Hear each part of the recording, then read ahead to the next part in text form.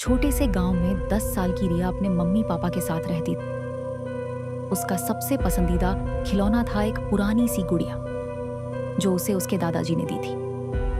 वो गुड़िया थोड़ी अजीब थी। उसकी आंखें बहुत असली जैसी लगती थी, जैसे वो किसी को देख रही हो।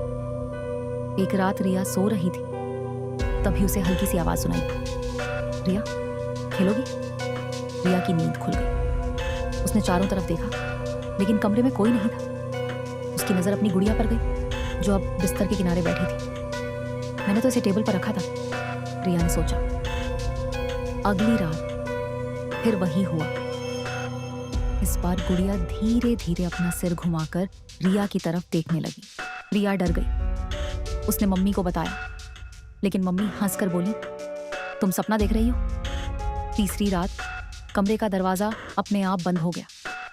लाइट टिमटिमाने लगी और फिर गुड़िया ने धीरे से कहा, तुम मेरे साथ खेलने क्यों नहीं आती? रिया कांपते हुए बोली, तुम बोल कैसे रही हो? गुड़िया मुस्कुराई।